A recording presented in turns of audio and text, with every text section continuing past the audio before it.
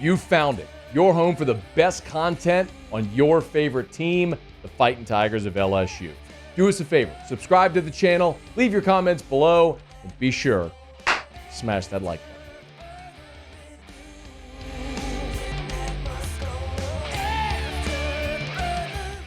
It's starting to happen now more, and you saw this at SEC Football Media Days, where LSU is moving more and more toward the front of the hype train nationally. This isn't altogether new. I mean, earlier in this offseason, even through spring, after they brought in the portal class, you saw a lot of guys, a lot of national media members start to project LSU to make the playoff in 2025. I think that is largely what we all expect. I know I expect LSU to be in the college football playoff here in 2025, and it's kind of one of those things where, man, if not now, when for Brian Kelly. So they are going to be included in every single write-up, every conversation about playoff teams and what if. And I think that's the question, right? Everyone understands, okay, LSU should be in the college football playoff. But what everybody wants to know is, that's great. How can LSU win the college football playoff? We'll get right back to the video, but thrilled to welcome Our Lady of the Lake to AFR LSU. As the championship health partner of LSU athletics, the physicians at Our Lady of the Lake serve the champions on the field in the purple and gold, but that same level of care is available to you and your family. I've been a proud supporter of Our Lady of the Lake my entire life, from volunteering at the Ronald McDonald Playroom as a high schooler to helping so many of the fundraising efforts for the standalone Children's Hospital, to my own son being a patient now at that very Children's Hospital, and my primary care physician, Dr. Kurt Chastain, at Our Lady of the Lake Men's Health Group. Our Lady of the Lake has been a part of my medical journey my entire life, and you can learn more as well. Our Lady of the Lake and LSU. Together, we roar. Bill Connelly over at ESPN put together a piece highlighting 14 teams in the playoff discussion and the what-ifs that have to come to fruition for those teams to win it all. He broke it down into three categories: teams with 2 ifs, teams with 3 ifs, teams with 4 ifs. LSU fell into the 4 ifs category, which might surprise plenty of you. But it's because, again, nationally, there's still a lot of questions about LSU. Reading through this, I agree with one of them. I mean, let me not say it that way. That's not the right way to say it. Agree with is not the right way to say it. There is one of these out of the 4 that Bill Connelly laid out that, in my opinion, aren't easily debunked. He even went as so far as to debunk one of his own. The first one is if new star receivers emerge, and then in parentheses he's put as usual. Because new star receivers are going to emerge at LSU. You did the work in the transfer portal. Yes. What is it? The top 4 pass catchers from a year ago are gone. But Aaron Anderson's back.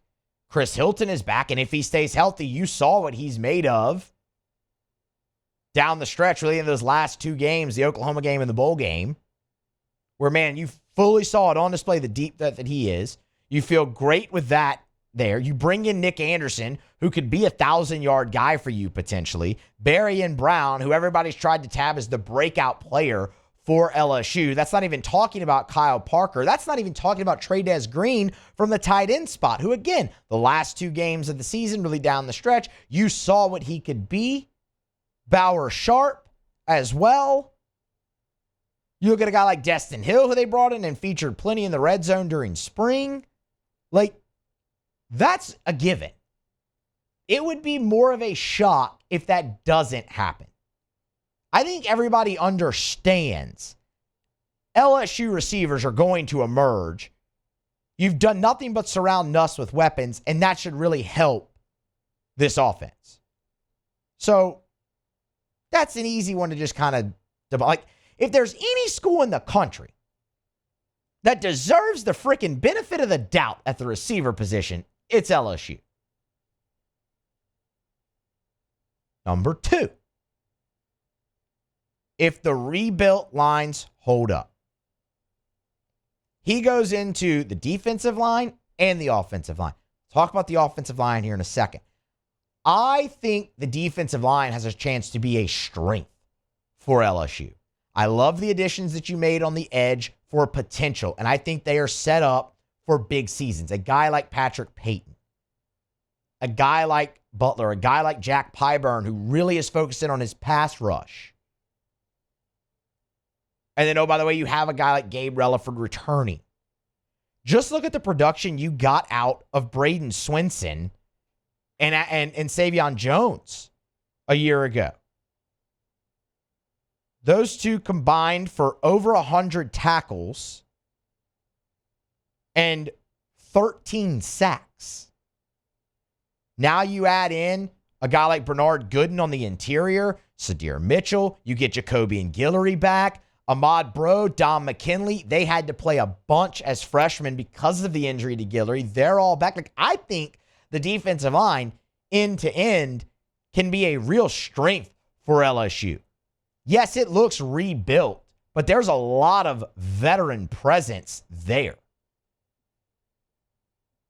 Whether it's Pyburn or Payton. Again, McKinley and Bro having to play as much as they did. Guillory coming back. More on that momentarily. So, like, that's not even really an if for me. That's an expectation for me. That's one of your strengths.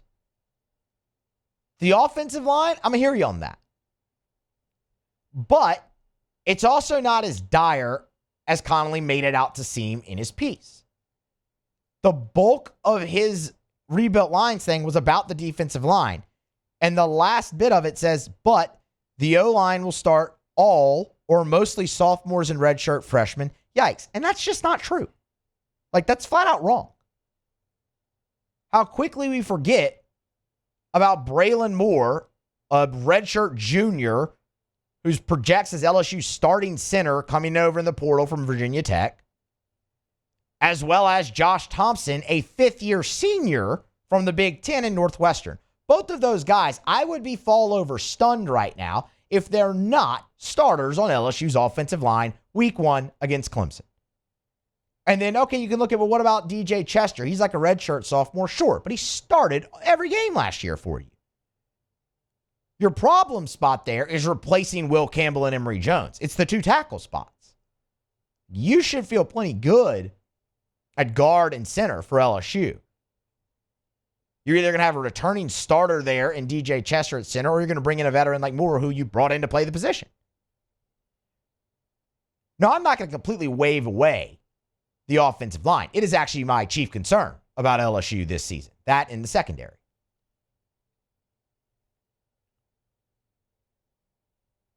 But it's also a work in progress still. And it will be where all eyes turn to most in fall camp. I'm going to take you back to the spring. This was towards the end of spring. Brian Kelly was asked where they were in determining an offensive line. Because remember, LSU rotated so much. They sent out so many different combinations. You know, Braylon Moore would run with the first team one day, run with the second team the next. You'd have DJ Chester at the center spot. Josh Thompson played tackle and some guard on the second and first team. It was just constant in and out. And Brian Kelly after spring was asked, how close are they to naming a starting offensive line? The mandate was not to go through the spring and name 5 guys. If we went in with that goal, we would not be anywhere near that.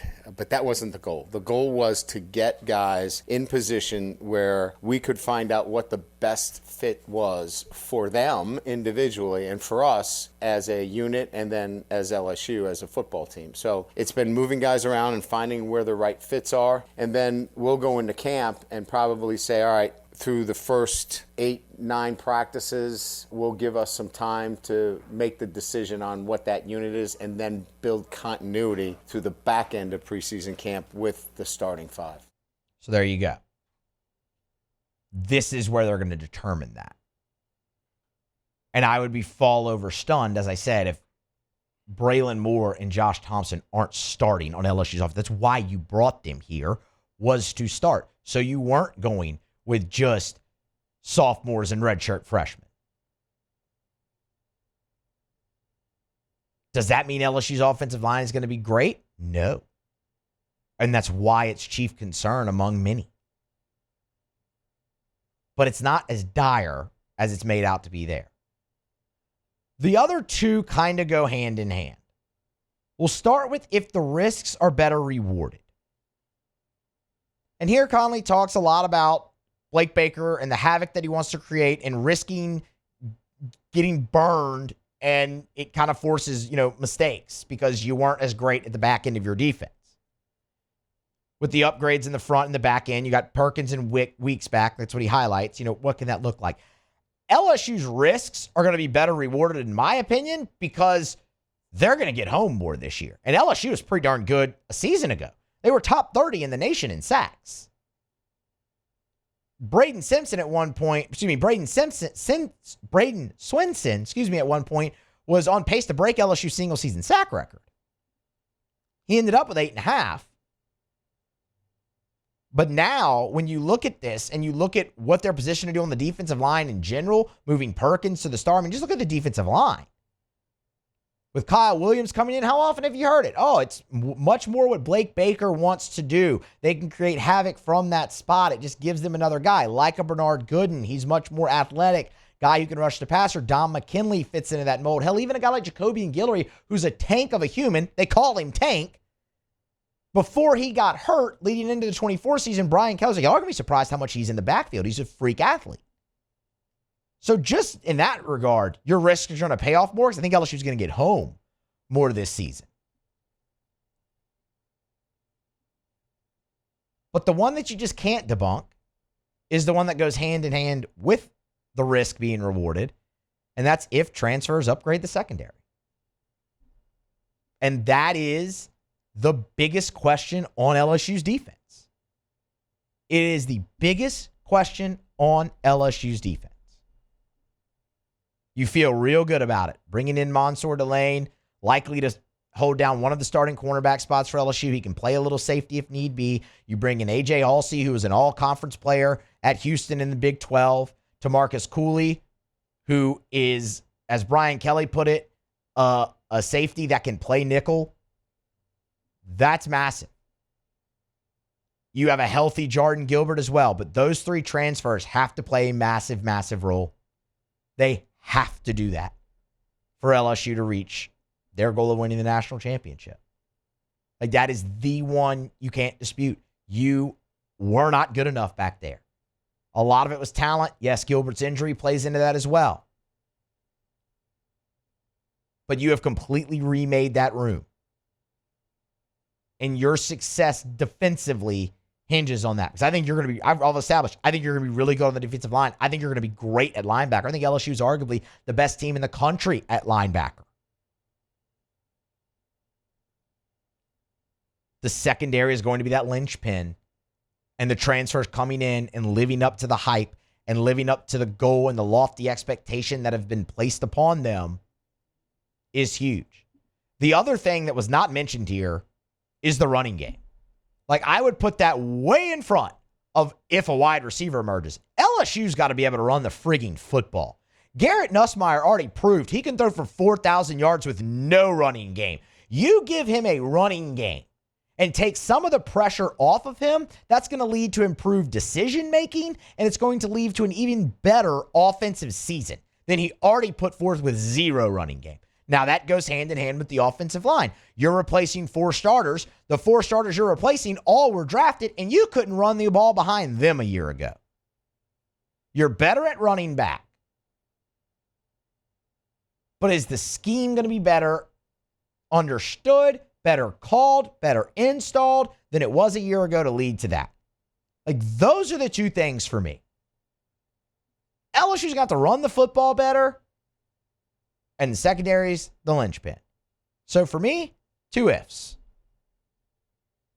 That's where I stand. And we won't have the answer to that until LSU starts to play real games. That's not going to be determined in fall camp. Because all we heard a year ago was, oh, they're going to run the ball. You get into the first game, when it really came down to it, they couldn't run the football when they needed to. They're going to have to be able to do that in 2025 if they want to hold that trophy again. Hey, thanks so much for watching. Please leave your comments. I love to interact. and be sure to hit the red subscribe button below.